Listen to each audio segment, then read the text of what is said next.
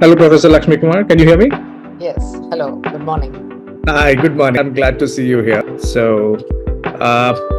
Ma'am, you've been, so firstly, thank you, Dr. Lakshmi Kumar. I mean, you joined us and you're currently the Dean and Professor at IFMR at KRIA.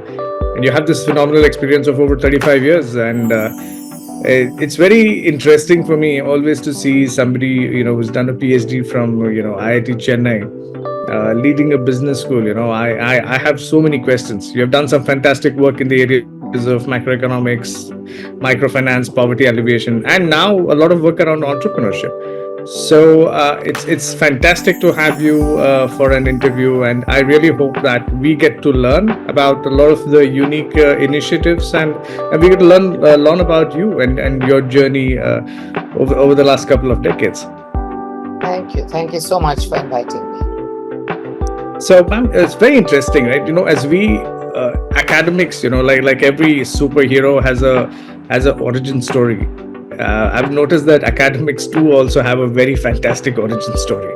There is something in them that gets them into academics, and then after 2 decades they're like, yeah, you know, this is it. And so I would really love to hear your story. What got you into academics and what kept you here? Well, I must confess that I was an accidental academic, but what really kept me here was the following.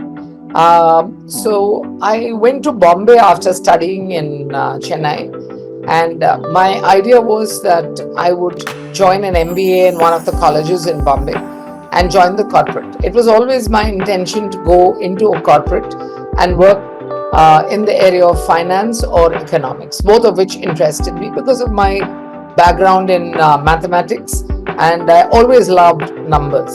So that was the idea. However, in my building complex, I met a principal by chance in the elevator, and he said, "We are looking for someone to teach economics," and asked my profile. And I told him, "I've just done an MA," and he said, "Oh, why don't you come tomorrow and just give a lecture, and then we'll see." And then the same day I gave next day I gave a lecture, and then he said, "Why don't you just start this off and maybe until you get your MBA admissions." There was no looking back. The first day I went, I just loved the interaction in the class.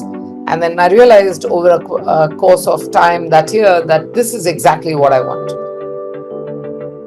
So if we wrote a book around you, the title would be The Accidental Academic. Yes. but that's a very interesting chance you took, right? Meeting a gentleman at an elevator and saying, you know what, I'm going to teach a class tomorrow, and this love for teaching, was it always there as a part of you? See, growing up, I didn't like teachers much because I felt that they were very moralistic, guided by values which I didn't really subscribe to. So the teaching class did not really inspire me. However, I always felt that there is a better way of teaching, in the sense that most of the time, most people are not able to break down complex problems and teach it to students. And that's one of the major problems I find when I was also growing up.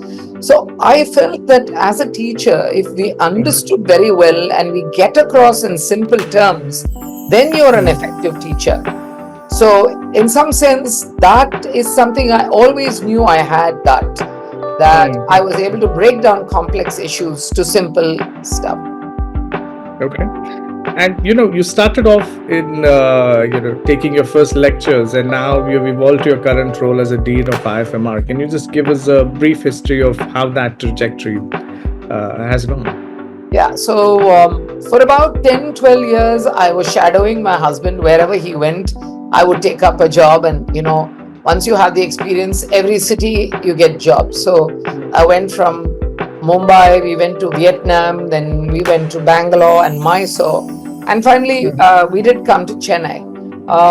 So I was just teaching in various colleges. It was not a problem, just teaching economics. Now, when I came to Chennai, I did realize that unless I get a PhD, it's not possible to grow in this trajectory. And since my kids were young, I didn't go abroad to do my PhD, which is where I would have normally liked to go. I wanted to be with them in their growth path. So the best option in Chennai was IIT Madras, and I applied there. And so the trajectory was kind of set because I said, I want to be in this, and got into that. Then I found that IFMR seemed like, I mean, there were three or four options in Chennai which seemed very good. MS Swaminathan Institute, I remember having met MS Swaminathan, IFMR, having met the director, MIDS. And I said, I want to get into one of these institutions. And I met all the directors. I got the first job at IFMR, I joined. And after I joined, well, I just joined as a research associate, joined IIT Madras for my PhD, and grew with the organization. I saw 2000 when we launched the full-time MBA program, it having several changes, turns, twists, etc. I was part of the entire journey. Right in the beginning in 2004, I was asked to lead the part-time MBA program. I took it up. So I think I would say the run-up to the dean was my passion towards doing teaching, adding on my PhD to it, continuously doing projects and research, and also taking on leadership roles of various programs. That kind of gave me the experience to understand how each program has evolved, how the market reacts, from players like you. When I was chair of the MBA program in 2012-13, I understood people like the various vendors like you and the rest. How is it that you connect with the students?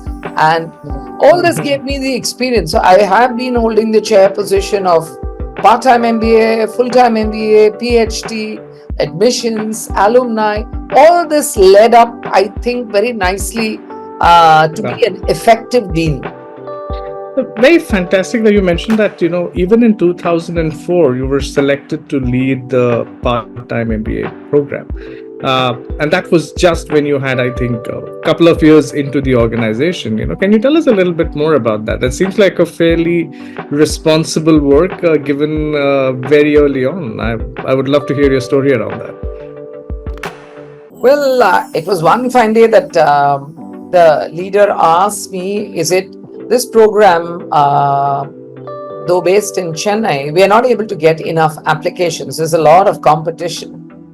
And we'd like you to increase. In fact, I must tell you that we had 5 and 10 students per batch.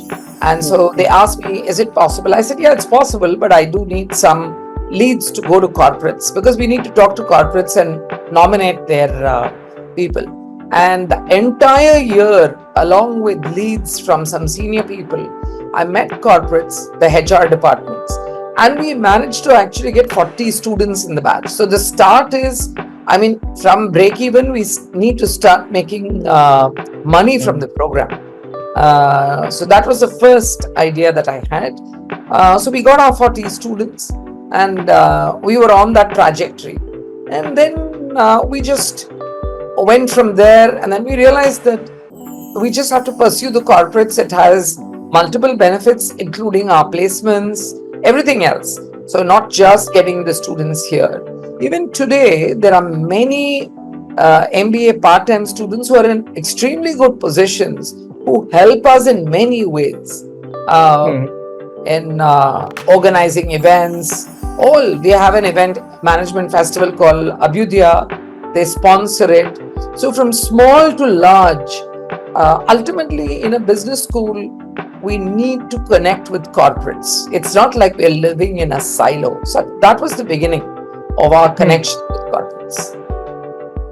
So in some sense, for the entire institution, that's when, there was this focus on talking to corporates a lot more than previously. That's very interesting. Now, here are the two sides, right? On one hand, you're a PhD, from IIT Chennai. On the other hand, you're extremely willing to take a decision that you need to go and meet corporates for a year. These two roles seem very not so in sync. The one could have expected you to be very focused on teaching with a strong focus on academics, but you've also taken these very clear, systematic decisions on what is best for the institution. So I really would love to hear your mindset uh, on teaching, on PhD, on your focus on going after corporates, because they don't seem like one person from in a You're traditional absolutely in a traditional sense, if you know what I mean. see, you're absolutely right, because most researchers and teachers don't like administration. But I would also like you to look back at what I told you right in the beginning. I always wanted to go to the work in a corporate. So that excited me a lot. I love the idea of interacting with corporates as much as my passion in research and teaching, which kept changing also. So, the very simple answer to your question, a lot of people have asked me this, including my own faculty, who say that we can't do administration as well as research. Give me one thing to do. And I keep telling them that there are three roles all of us have to do: teaching and very good feedback, research and very good publications, as well as a little bit of administrative work. Because there's one thing we have realized is, if you get pure administrators to run the institution, it's not as effective as if it is faculty driven. At least the ideas must be with the faculty. Even recently, I went to IIM Bangalore and I was talking to people. They said, yes, it's completely headed by faculty. However, we have systems in place for the administrator to work on it. Well, we built everything up. So I found willing faculty, about 10-20% of them, who are willing to take on the responsibilities. I found incentives. Well, before coming to that, you wanted to know about me. So regarding me, there's this one way by which I work, is that I give time to focus on a job. And when I say now, the next hour or so, these are the administrative issues that I have to think about, I won't think of anything else. Similarly, if I have to teach tomorrow, like when I taught yesterday, the day before evening was completely only towards preparing to what I was going to teach, how was I going to go about it. There's no question of looking at administration. Again, I've done a lot of projects and research. The way I have worked along with, I had a couple of very good professors who worked with me on it, is that we set a time and we focus only on that. And nothing else, not the phone, not the email, nothing will come in the way. If you focus and work like that, you can do a million things. I think you've said a phenomenal thing. It's just that I don't know too many people who are capable of doing that. It makes sense to focus and get the job done, but I would really love to hear from you as to how you spend your time so focused, because I think that there is something within that where it allows a person to do multiple things efficiently over a period of time. So how do you keep yourself focused over all of these years on these different roles? And then I'm assuming you have parenting roles, family roles. This just seems a little not easy. So how did you get onto this, and how did you solve this? Well, I wouldn't say it was a big problem for me, because see, there's this aspect of multitasking that people talk about, when you can probably cook and listen to music. But I can't do an intellectual job and listen to music, but some others do that, for example. So if you would ask me the history to this, I think it began with my children. Since I was working full time, and they needed attention too. So I also wanted to spend time with them. And the way I thought about it, and I'm not saying that is the right way, on an everyday basis, I would spend 1 hour one-on-one with each of my children, because they had various interests, which were not, there was no intersection, because I have a boy and girl or whatever, I don't know. So no intersection of interest. So every day evening, I would I would tell them the weekend that every day choose a time in the evening, 1 hour each, and we'll just spend time together. That's where began my focus. And either we'd watch TV together and discuss it later, simple activities, or just talk about things. So that's how I also began my conversations with my children on various topics. Like even today, I was talking to one of them about DeepSeek and asking them what is that impact on entire AI. So I think if one starts life like that, in fact, it came to a point when my mother-in-law started living with us, and she said, "Can you also give me some time per day?" And it was fun because actually, when you focus and talk what interests people, as compared to 4 or 5 people sit together. So this is the starting of how I began focusing on tasks. But I must add, there are many tasks I didn't like. So also I chose things which I liked. So when you like something, it's easier to focus. So you have been doing this for almost 2 decades or more. When you're sort of looking at that level of focus, you're having young kids and having the discipline to even tell them that, I'm assuming this. But I have a young son. I can imagine the amount of push and pull you have to go through to, sort of agree on anything. So if you were able to pull that off with your own children, I think the rest of the world is a lot easier. So in some sense, hats off to you for pulling that off. If you can do that with a 5-year-old kid, I think you can do it with the universe. Thank you. I don't know, but those days were easier. These days are very difficult because of the electronic problems that we face with phone, iPad, television. Oh my God, it's I pity people bringing up children now. Actually, I think, yeah, you're right. The problem is a little, yeah, it's still definitely more exaggerated than it used to be. So, I see a lot of work that you've done also focuses on entrepreneurship. So, there seems to be, if I pick at different strands in your life, I see that entrepreneurship again starts standing out. So, how did you start focusing on it, and why was it so important to you? so let me start off. I'll go back to 2005-6 when I had to choose a topic for my research PhD. And it was very difficult. I chose technology in banking because I wanted to understand. I was always driven by understanding efficiency in various systems. So I looked at technology in banking and I worked on it. It went quite well. However, the end of it in 2008, I started applying for projects because I said it's really good to do projects, small or large. And we find that when we apply for projects, most of it is oriented towards development. So the first project I did was I got a grant money to understand empowerment of women among low-income families. And that was a time when the microfinance wave also was coming along, was on. And we did a small survey in Tamil Nadu and found that many of them were what you can talk as small entrepreneurs. Maybe have a shop or something like that, either employ 1 or 2 people. And very strangely, we found that most of the women were already empowered before they even got their microfinance loan. Or put another way, it looked like microfinance companies were giving loans to already empowered women, believing that they were empowering them. Of course, people didn't like the study, but I got it published.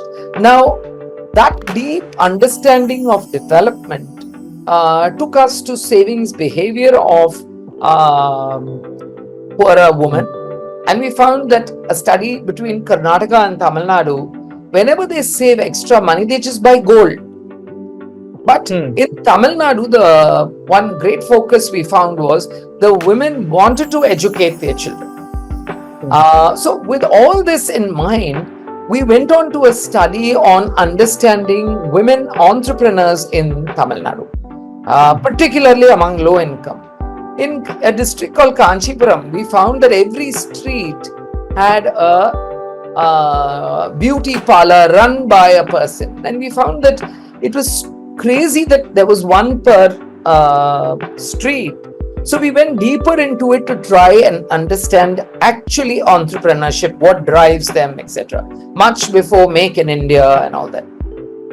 Obviously, we started doing research, reading research papers, and then I realized, there are two very good professors who've written books. One is Michael Porter, and the other is Sumantra Ghoshal. Both of them have done research both in economics and entrepreneurship. That kind of inspired me, all their books. And I said, there are many theories in economics that can be applied to entrepreneurship, many interwoven theories. And that's the seed for my, understanding of entrepreneurship and getting deeper into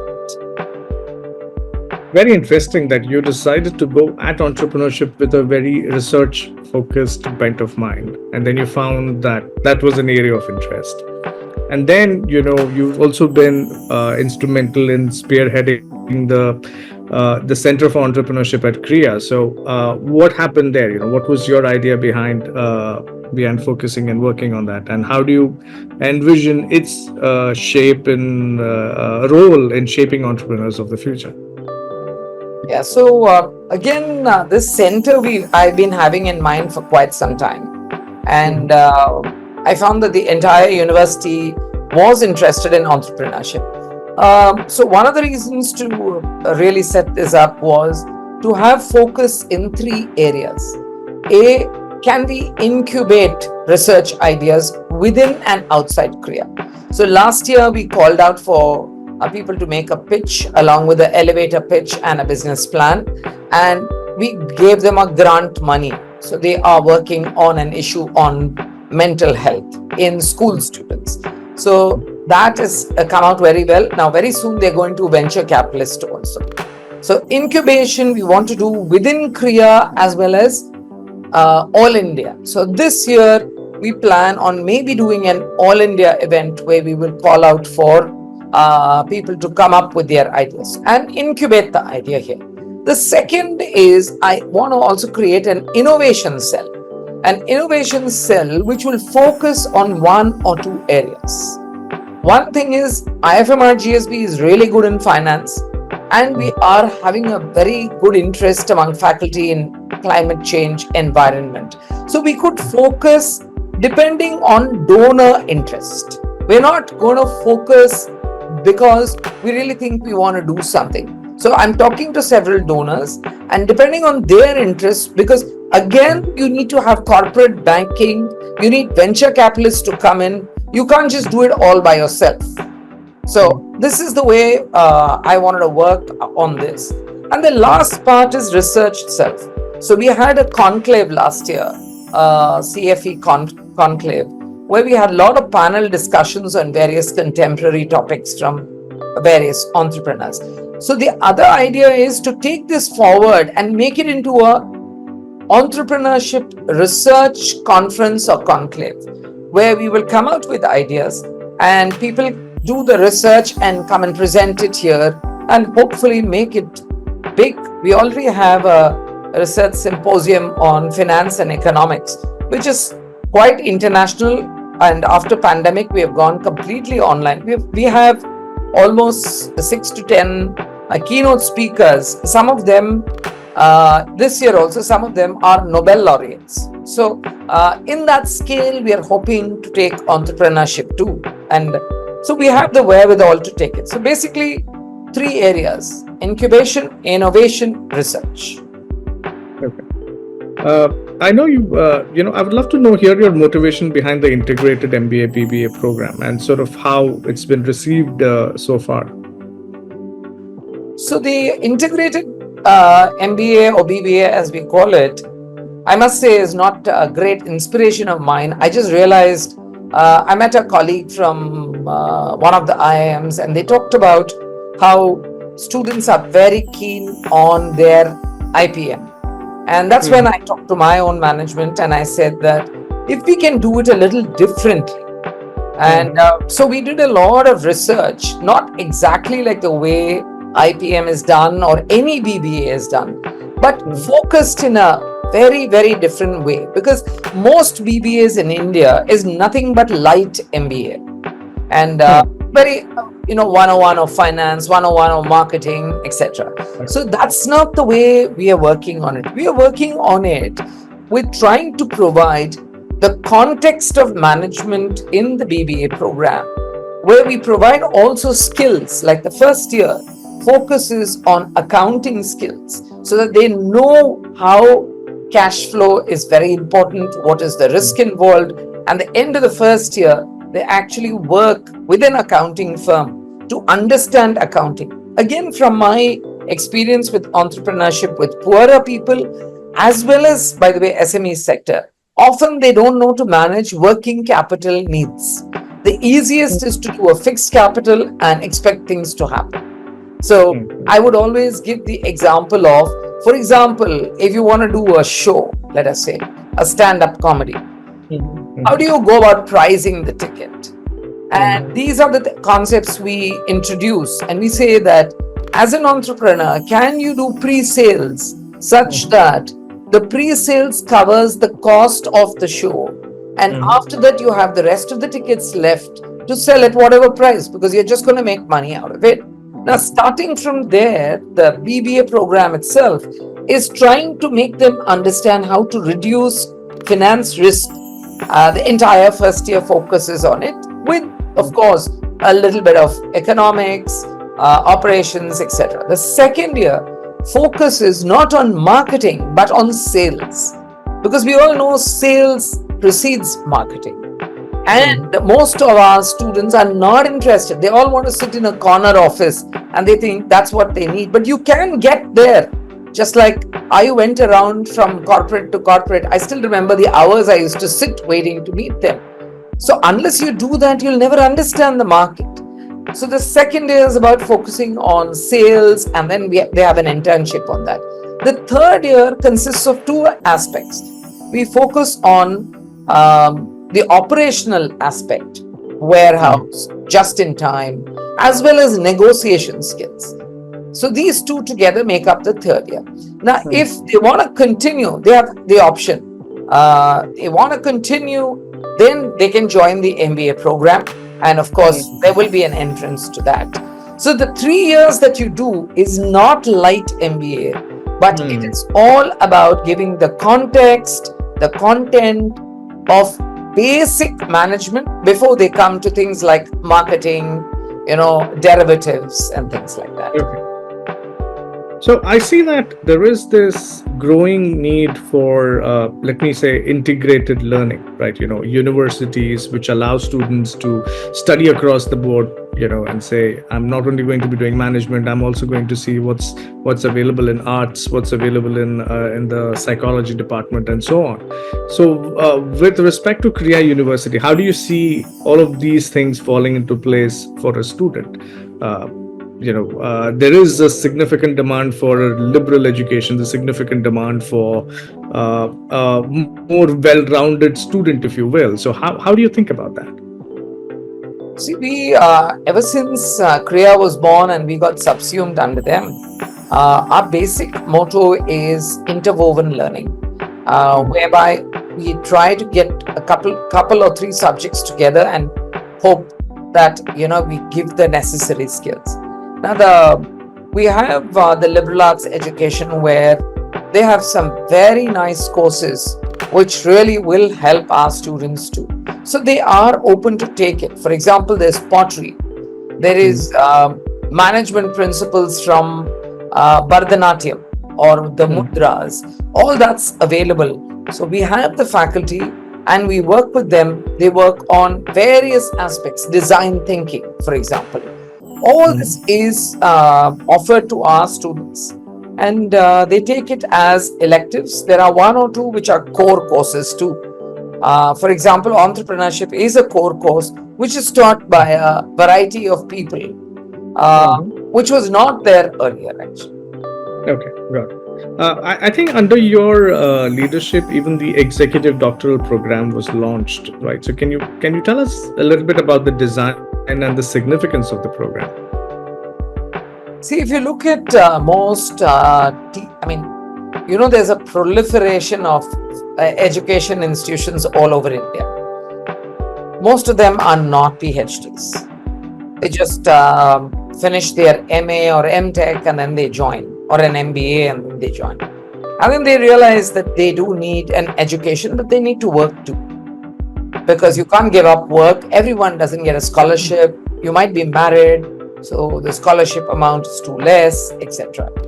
Even I mean, it really got inspired from me. I joined IIT Madras as an external student. I was working in IFMR and I joined there. I was working and I was able to do that program. So to a large extent, we talked to many institutions which are offering the program. The NEP and UGC also gives us slightly more liberal guidelines these days as compared to before NEP days. So with these guidelines in mind, we said, why not try to do this, not just with full-time students, but with part-time people who are employed. So we put together our program without getting rid of too much of the rigor. And thanks to the pandemic and Zoom and online, we are able to really do a lot through that, as well as we have Saturday, Sundays, they can come and meet us. So it was not very difficult putting it together. All that we had to do is we didn't want to reduce the rigor, because you can't get a PhD from the same institution with different rigors. Right. And so, when you launch this kind of a program like this, right, who's the target audience and how do you reach out to them and convince them that an exec doctoral is something that would work for them? Two types of people we are interested in. One is there are many people in the corporate who want to do a PhD. And Hmm. when we reach out to them, they keep asking us, is there a part-time PhD? And can you offer? This has been happening for about 10 years. Okay. But we didn't start it because the rules of UGC didn't allow us to. Or earlier, before Kriya, we were under AICTE. All It right. didn't allow us to do it in a way that the corporate people can do it. See, if you're based in Mumbai, it's very easy to do an executive PhD because you'll be based somewhere in Mumbai. They can come to class and go back to work. Now we are in Sri City, which is kind of far away from Chennai and from any other city. So it's not easy to come for 2 classes, go back. Similarly, when I was in Chennai, I could go to IIT, attend 2 classes, come back to work here. All that was possible. So we really couldn't do that earlier. Then later we realized, okay, corporates are asking. So, I mean, connecting with corporates has never been a problem because we also have management development programs where the team contacts corporates. So, through them Right. and through our placement cell, we contact them. We are also Hmm. planning, we've done this before. We go to the colleges in Chennai, Nellore, around Sri City, and tell them we are offering this program and if you'd like to take it.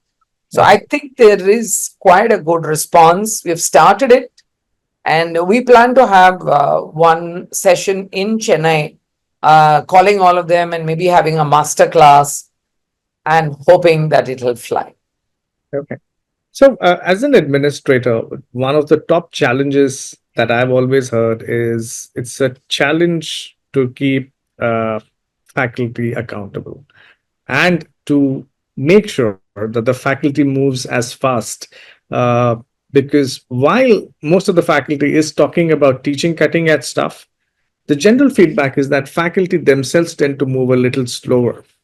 And so the pace of the institution also to a large extent is dependent upon how fast the rest of your machinery is going. So I would like to hear your, some of the challenges you face and how you've dealt with them, and what allowed you to transform some of your academic programs and enhance faculty accountability. No, you're very right. I mean, getting faculty to do what you want. For example, suppose you tell them, "Can you take care of something?" They'll say, "I'm sorry, I don't have the time. I'm doing research." So very often you hear that they just say, "Sorry, not possible." You just tell them, "I want you to interview students." They say, "So." One of the methods we devised was a point system, and I'm not saying that it's therefore solves all the challenges, because on an everyday basis you come across issues which you need people to take ownership of and work Mhm. on it, and it doesn't happen a lot. uh, Mhm. So, what I have noticed over a period of time is that there are some people willing to take up work. I know it's unfair. It's very Mhm. unfair because they always say those who work are given more work and those who don't are just left alone. But I know that they all know that there are consequences to it, because when it comes to promotion, we have written down in the document that unless you have contributed substantially towards institutional development, you might have Mhm. published very well, you might be a very good teacher, you will not be promoted. So that's written in our document, and therefore, I don't want to have any kind of bias, because what I'm saying is, just because I like a few people, I mustn't promote them. So we also have metrics whereby we measure it. We say, have you been a chair of any committee? Have you been Mhm. a member of a committee? What have you done? So both quantitative and qualitative data we collect, and we Mhm. talk to them about what they have done, and then we tell them yes or no that you will be considered for promotion. So I know I become a bad person then, but you have to. There's no other way out. Mhm. Mhm. Very, very interesting. And I think this is sort of one of the toughest problems in academia to solve, for in some sense. Absolutely. Oh, There are some people who say, I don't want promotion. I'm happy where I am. And you can't get them to do anything. Well, what to do? You live with such people also. no, it's very interesting because, it also brings around this dichotomy, right? Sometimes some people are so good at teaching that maybe they should be left alone, but most of the people aren't great at teaching. Maybe they are quite sort of, in between, but they consider themselves great. And so that's a huge problem for well, everybody involved. So uh, I know academy is. I think it's one of the toughest ones. Even having spoken to deans across Harvard, Wharton, Stanford, most of them suffer very similar with respect to this. It is, I mean, it's not the best way, but what to do? Sometimes that's why some institutions have what you call as the research track and the teaching track. We too will get into that in a bit. So we try to recruit adjunct faculty only for teaching purposes, but we need full-time faculty to take ownership. So another way out is if we can develop policies, Mhm. which we have done very effectively. So we Mhm. develop policies and we say that this is the policy and we want you to be the keeper of the policy. And we have an administrator, for example, operationally taking care. I'll give you a simple example. You have an MBA chair, and then you have administrator helping him or her. One major issue we face is attendance. Mhm. I mean, calculating attendance, I'm saying, in terms of have they met the minimum required that they can write the exam, all of this. Now, we come up with a norm that you must have 75% attendance to write the final exam. Okay, so the norm is fixed. So the administrator only has to report to the MBA chair the people who don't fall there and what can be done. Mhm. So again, we have norms by which what can be excused, what can bring about a grade drop. So it's only about execution. We need someone to say, yeah, this is the norm. And so if you can devise policies, but often the problem again there with policy is you have to review it every year because the world is changing. Right. And well, there's a gap between what gets measured, what gets done, and how it is measured. I mean, there's a whole lot of nuance in between, which is Absolutely. which is not easy especially at scale, especially at scale. So, Yeah. I would like to hear, Professor, about your views. Since you're dean right now, for the next 4 or 5 years, what are your plans? Which parts of the system are you looking to change? What are the programs you're kind of looking to add? What is the general direction you expect to put into place over the next few years? The biggest thing that I'd like to do is quality improvement in all sectors. Mhm.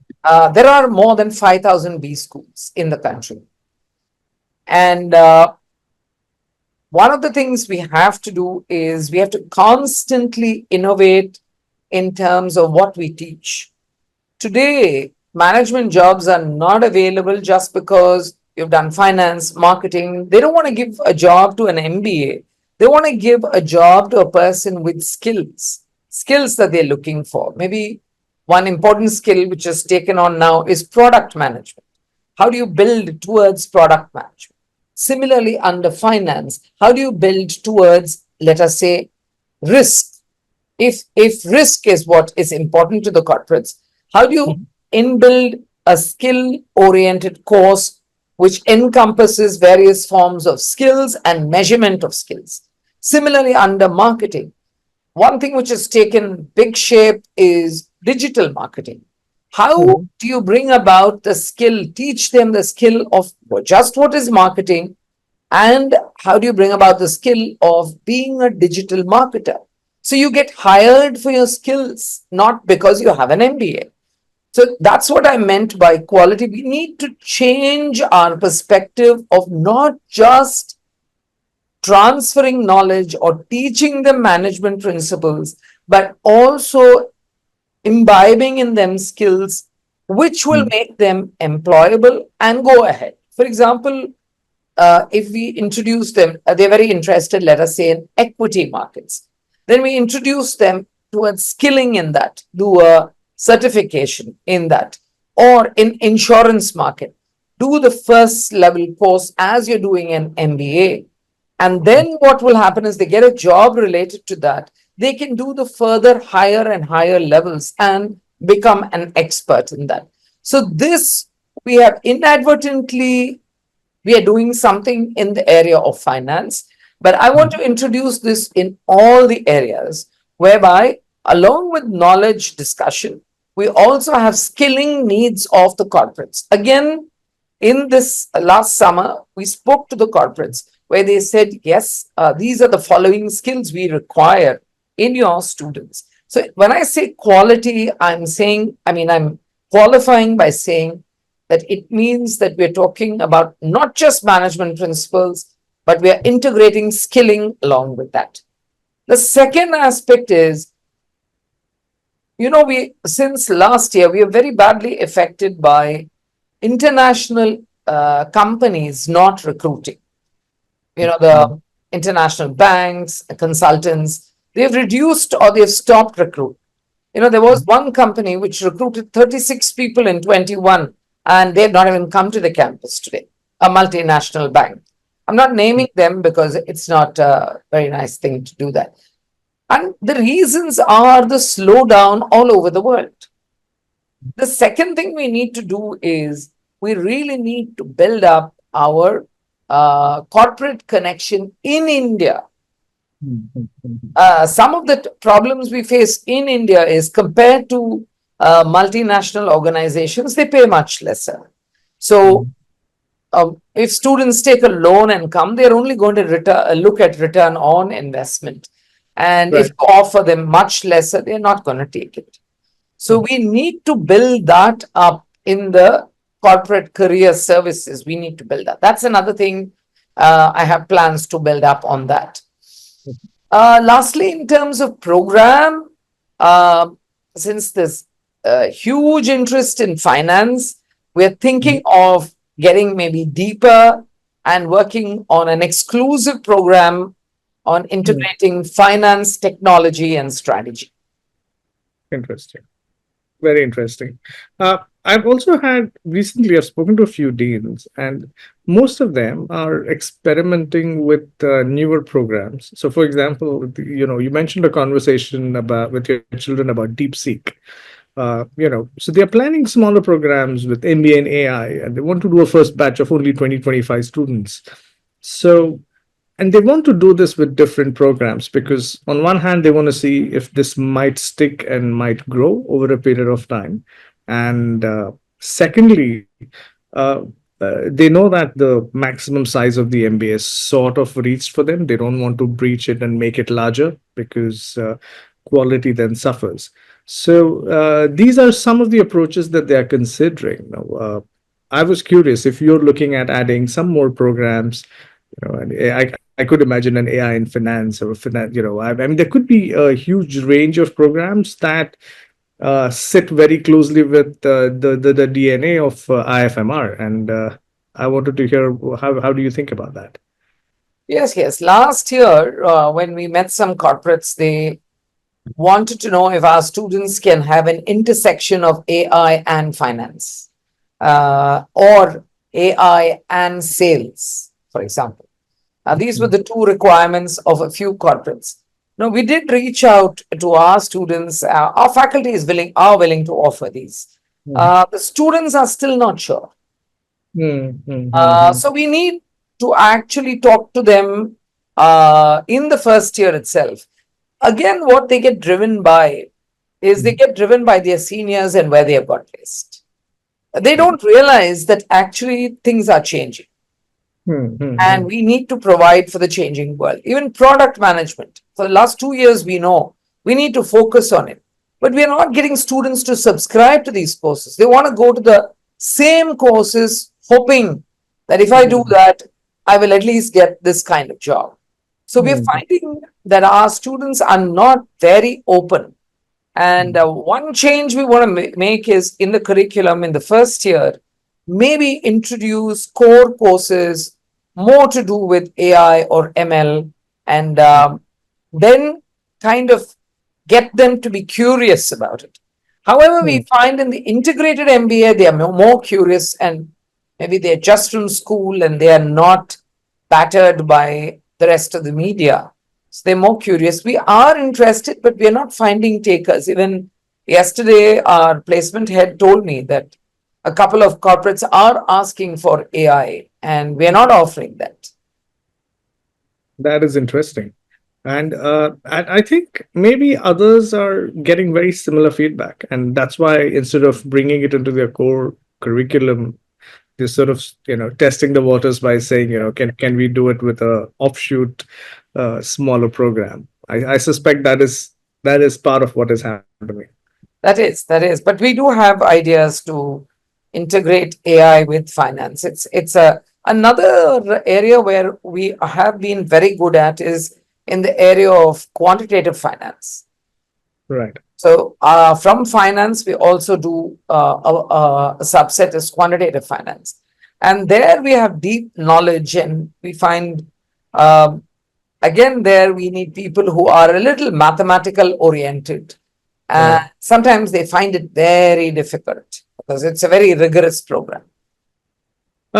For all the interests that Indians seem to have in investing and trading in the stock market and derivatives, I would have assumed that, with your strong focus on quantitative finance, there are a lot of takers for people who later want to work in a prop desk, or people who would want to work in some of these quantitative technique kind of firms where there's a lot of action happening. And so, am I missing something with respect to this connection?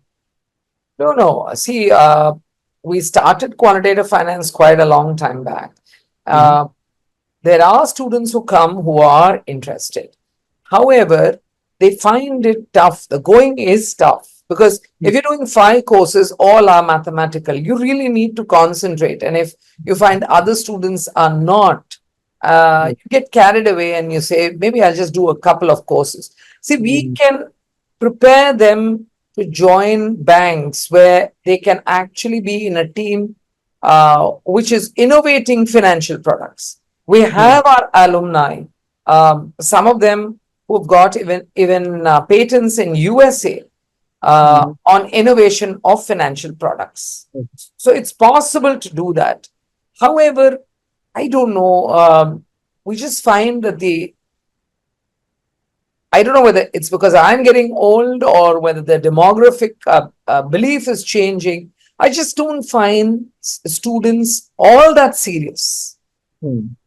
But And but this is a fairly well-known problem. I've heard this across 20 or 30 deans where a lot of spoon feeding is expected, and well, students take offense at a lot of things, and hard work is not something that everybody wants to double down and focus on. hard work is actually becoming a three-letter word as well. And Absolutely. so I think it's a very weird situation right now where what we remember is significant push towards please work hard for the next 2 years and your career will be sort of set, to now where students are expecting to take it easy for a period of 2 years. So yeah, that is something that is a challenge. The one thing I would say is, I'm not saying everyone is like that, but now they openly say that we want to take it easy. We just want a placement and we'll go. And that's no way. I mean, the corporate might get rid of you very soon. We recently heard a corporate who told us, I want to see enthusiasm that they want to work. And again, that's an issue that we need to Got it. really. Got it. I would love to hear if I missed any questions about your plans for IFMR and anything specific that you think I should have asked you, because you're working on all the initiatives. I don't know. I don't know what's on your mind. No, I think you pretty much covered it. We want to make integrated MBA really sharply focused, Mhm. and in fact, our first batch consisting of 30 of them, 20 of them want to join an Ivy League. So if we can be the place from where we propel them there, we'll be very, very happy. Right. Uh, so we want to make that bigger and better. We also, in the integrated MBA, in the third year, we have a project in Sri City. We are surrounded by villages. And I did a study and a survey of the entrepreneurs there to understand what kind of entrepreneurship they do.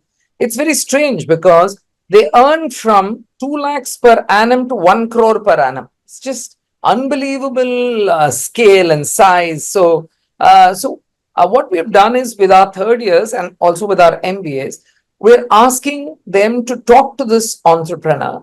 So we've identified about 15 of them, and Okay. they will come up, handhold them with a business plan. So this is one more thing we want to do to the surrounding. Okay. So, with one final question for you is like, what advice would you give young students to lead a fulfilling life in their own chosen field?